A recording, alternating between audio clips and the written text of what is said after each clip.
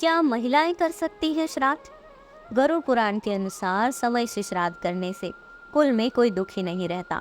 पितरों की पूजा करके मनुष्य आयु, पुत्र, यश, स्वर्ग, कीर्ति, पुष्टि, बल, श्री, पशु, सुख और धन धान्य प्राप्त करता है। इस तरह विभिन्न धर्म ग्रंथों में देव कार्य से भी अधिक पितृ कार्य का महत्व बताया गया है। यही कारण है कि देव पूजन से पूर्व पितृ पूजन किए जाने का विधान है। वास्तव में श्राद्ध श्रद्धा से बना एक शब्द है, जो कि श्राद्ध का एक अनिवार्य तत्व है, अर्थात पितरों के प्रति श्रद्धा प्रकट करना ही श्राद्ध है। लेकिन प्रश्न यह है कि पितरों की आत्मा की शांति के लिए श्राद्ध कर्म कौन कर सकता है? शास्त्रों में कहा गया है कि पिता का श्राद्ध पुत्र को करना चाहिए। एक से अधिक पुत्र होने पर सबसे बड़ा पुत्र श्राद्ध करता है। पुत्र के न होने पर पौत्र या प्रपौत्र को भी श्राद्ध करने का अधिकार प्राप्त है। पुत्र, पौत्र या प्रपौत्र के न होने पर पुत्री का पुत्र श्राद्ध कर्म कर सकता है। इसके भी न होने पर भतीजा भी श्राद्ध कर सकता है। गोद लिया पुत्र भी श्राद्ध का अधिकारी होता है।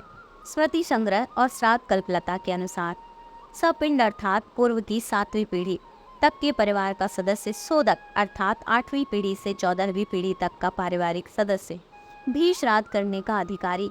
यदि मृतक के पुत्र ना हो और पत्नी जीवित हो तो ऐसी स्थिति में पत्नी दिवंगत पति की आत्मा की शांति के लिए श्राद्ध कर्म कर सकती है। किसी के न होने पर पुत्री भी श्राद्ध कर्म कर सकती है। उसी कुल की विधवा स्त्री भी पितरों की आत्मा की शांति के लिए श्राद्ध कर्म कर सकती है। पिता एवं माता के कुल में कोई न हो तो स्त्री को भी श्राद्ध करने का अधिकार प्राप्त है, लेकिन श्राद्ध करने से नाबालिग लड़कियों को रोका गया है। लेकिन विवाहित महिलाएं श्राद्ध करने की पात्र हैं। पति या पुत्र बीमार है तो उसके हाथ का स्पर्श कराकर महिला श्राद्ध कर्म कर सकती है। घर में कोई वृद्ध महिला है तो युवा महिला से पहले श्राद्ध करने का अधिकार उसका होगा। इस क्रम में कोई ना मिले तो माता के कुल के सपिंड और शोधक को भी श्राद्ध करने का अधिकारी माना गया है। लेकिन इन सब में महिलाओं को लेकर अक्सर ये सवाल उठते हैं कि क्या वे श्राद्ध करने की अधिकारी हैं? किन परिस्थितियों में वे अपने पूर्वजों को पिंडदान करने की पात्र हैं? इस संबंध में शास्त्रों में कहा गया है कि महिलाएं अनुष्ठान, संकल्प और व्रत आदि तो रख सकती हैं, लेकिन श्राद्ध की विधि को स्वयं नहीं कर सकती। विधवा स्त्री अगर संतानहीन हो तो अपने पति के नाम के श्राद्ध का संकल्प रखकर ब्राह्मण या पुरोहित परिवार के पुरुष सदस्य से ही पिंडदान आदि का विधान पूरा करा सकती है।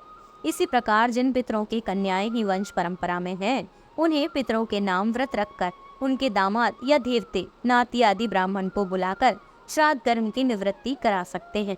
साधु संतों के शिष्यगण या शिष्य विशेष श्राद्ध कर सकते हैं। यदि परिवार में कोई पुरुष सदस्य नहीं है तो ऐसी स्थिति में स्त्री भी संकल्प लेकर श्राद्ध कर सकती है।